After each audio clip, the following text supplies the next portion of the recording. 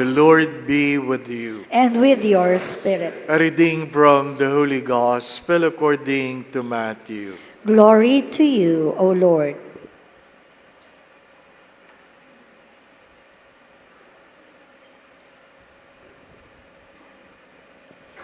When Jesus heard that John had been arrested, he withdrew to Galilee.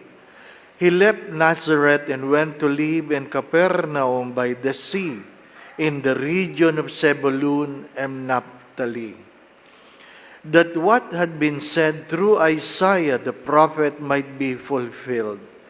Land of Zebulun and land of Naphtali, the way to the sea beyond the Jordan, Galilee of the Gentiles, the people who sit in darkness have seen a great light. On those dwelling in a land overshadowed by death, light has arisen. From that time on, Jesus began to preach and say, "Repent, for the kingdom of heaven is at hand."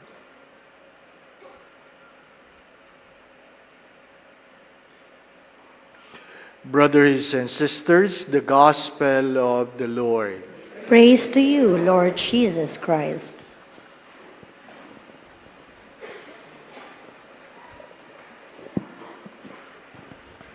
To put into context what we have heard, perhaps you have heard these stories from the olden times. When husband being asked by their wives, "Saan ka punta?" "Punta kami sa patay." Sabi ng babae, "Kahapon galing na kayo sa patay, ngayon patay na naman." Sabi ng asawa, "Tawagan mo si kumpare kung nagsisinungaling ako." Tatawagan ng misis yung kumpare, "Pare, punta daw kayo sa patay." "Opo, punta kami sa patay." Palagi may patay. Oo.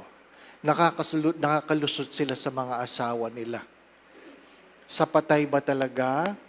Kalahati yun ang katotohanan. Ang katotohanan ay patay, sindi. Ano po? Ang ibig sabihin nun, pupunta sila sa club. Ano po? Another story, sabi ng mga kabarkada ko, nagpupunta sa club dati, sabi nila, "Uy, may bago kang ka-table. Maganda ba? Karta ano? Alam niyo ba yung karta? Karta ano? Anong level nung ganda? Karta ano?" Sabi, "Karta dos." "Ay, maganda. Karta dos." Ay, yung sa'yo, mga 5, karta 5. Ano ibig sabihin nun? Yung babae sa bar, gumaganda pag nakadalawang bote ka na. Ano pa? Pag sinabing 5, karta 5, pangit talaga yon. Bakit? Kailangan 5 bote na nainom mo para gumanda. Ano pa? Hindi ko alam kung alam ito ng mga babae, pero alam ito ng maraming lalaki. Ano pa? Nagpupunta ka sa bar. Madilim. Bakit madilim? I guess some people find it comfortable to do things in the dark. Darkness hides some of our sins. Take note, darkness hides some of our sins. We become comfortable in the dark. Kaya mag-iingat kayo pag mahilig kayo sa dilim. Ano po? What is the gospel and the readings trying to tell us? People walking in darkness. You can be in the dark for some reasons, like you are sick. It can be a darkness. Saint John of the Cross would describe his journey as dark night of the soul. When you find it difficult to find God in your life. But how can you find God in your life when you are living in sin? How can you find God in your life when you are living in sin? When you say, there's a light at the end of the tunnel, it doesn't mean the tunnel is dark. The light at the end gives hope to those who are in the dark. Hope.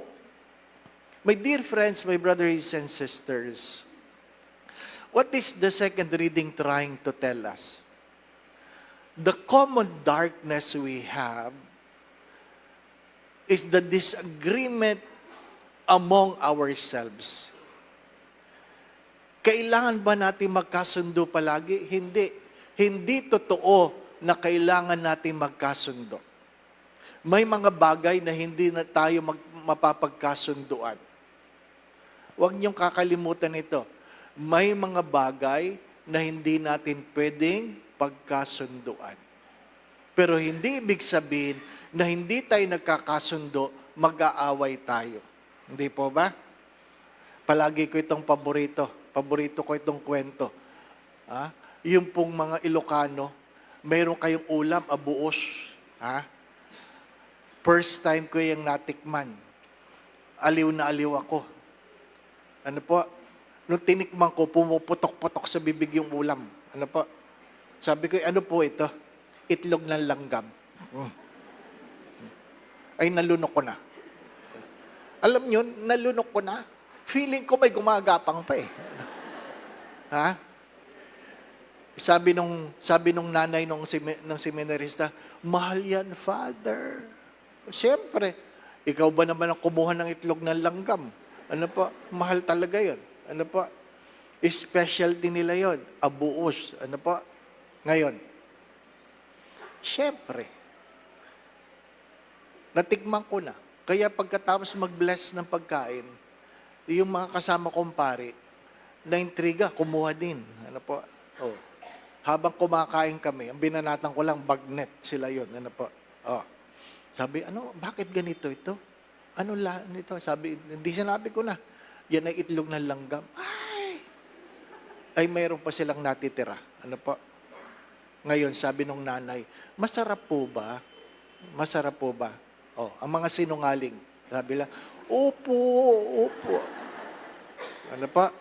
Kasi ayaw nating makasakit ng kalooban. Hindi po ba? Ano? Kahit hindi masarap, opo. Oh, ano ginawa nung nanay? Kinuha yung buong lalagyan at sinandukan sila. Oh, tama na po, tama na po. Oh, tinakpang ko ang pinggang ko, sabi ko, yan, magdusa kayo, mga sinungaling kayo. Di po ba? Kailangan ba natin magkasundo? Ano po?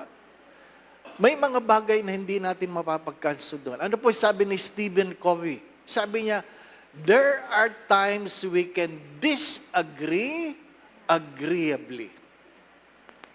There are times we can disagree agreeably.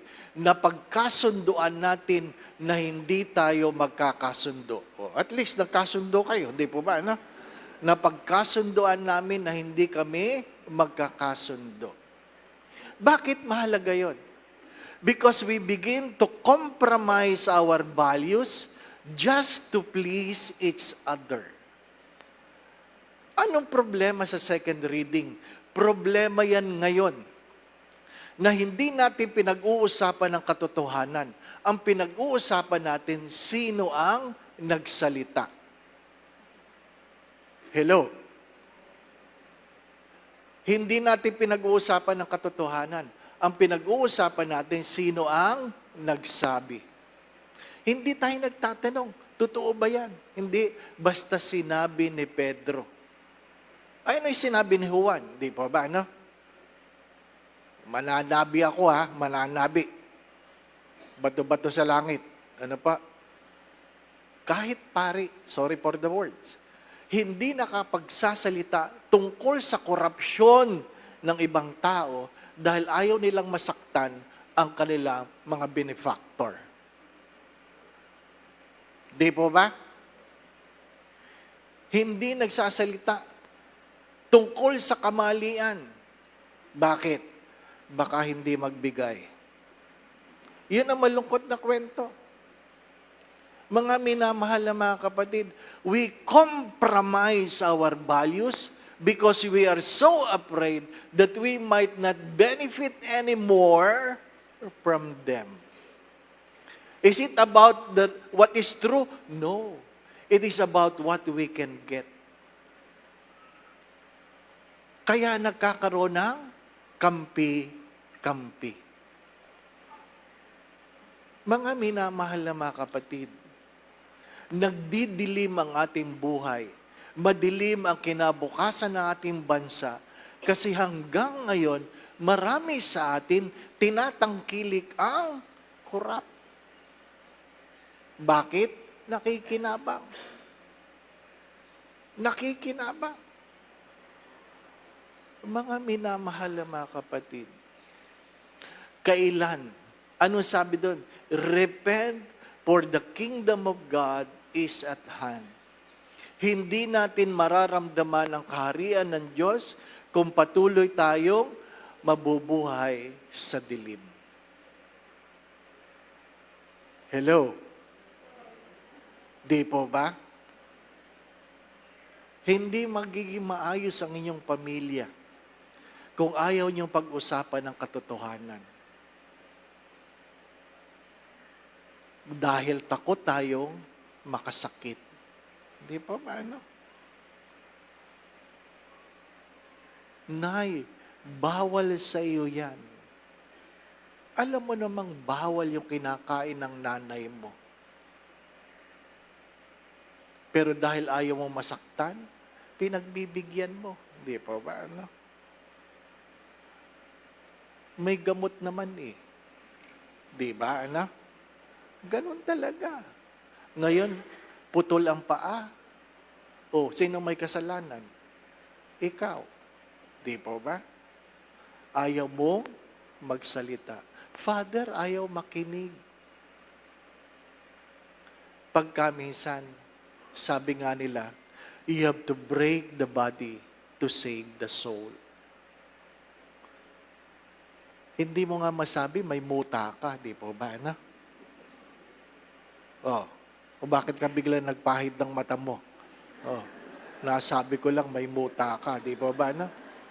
Hindi natin masabi. Father, hindi naman na madali yun sabihin. Hindi, ganito lang yun. Sabihin mo doon sa may muta, tingnan mo nga ako, may muta ba ako? Wala. Buti ka pa, meron. Di ba? O, di ba? Tapos. Di po ba, no? Tapos. Mga minamahal na mga kapatid, ayaw nating magsabi ng totoo. Kaya tayo nagkakagulo. My dear friends, my brothers and sisters, the problem with sin that makes us live in the darkness is because we are getting comfortable living in the dark. Amen. It was a sad story that one of the priests who used to preside in Greenbelt got amputated. Nagmimisa yon dito. Naputulan ng paa because of diabetes. Sabi ko, hindi niyo ba pinagsasabihan? Alam naman niya yun. Alam niyo, pag ikaw ay nasa dilim, hindi mo alam. Kasi masarap talaga kumain ng bawal. Di ba, ano? Kaya nga matigas ang ulo mo kasi masarap eh. I urge parents, please. Nilalanggam na ako. Parents, please. Correct your children. Palagi ko ito sinasabi. Hindi bali nang umiyak ang inyong mga anak ngayon habang sila'y inyong itinatama, kaysa pagdating ng araw, kayo ang iiyak ng dahil sa kanila. Inuulit ko. Hindi bali nang umiyak ang inyong mga anak ngayon habang sila'y inyong itinatama, kaysa pagdating ng araw, kayo ang iiyak ng dahil sa kanila. Ayaw nating itama kasi ayaw nating masaktan. Sadyang may mga bagay na masakit lalong-lalo na pag totoo. Ano sabi ng Diyos? Pag ang kapatid mo ay nalugmok sa pagkakasala na wala kang ginawa, ikaw ay merong pananagutan. Pero sinabihan mo at hindi nagbago, ikaw ay walang pananagutan. Kaya mahalagang sinasabi mo. Ano pa? Parang muta lang yan. Yun ang may tinga, di ba? Ano? Ang hirap sabihin, di ba? Nakangiti. No. Alam ko ulam nyo. Ano? Malunggay. Bakit mo alam? Merong malunggay sa ngipin eh, di ba? Gawan mo na lang ang paraan kaysa naglalakad diyang nakakahiya naman, di ba ba? Ano? Show your concerns. My dear friends, my brothers and sisters, in allowing our brothers and sisters live in the dark, we live with them in darkness. The Lord be with you. And with your spirit. And may Almighty God bless you and your family, the Father, the Son, and the Holy Spirit. Amen. The Mass has been offered. We go in peace to love and serve the Lord. Thanks be to God. Have a blessed Sunday.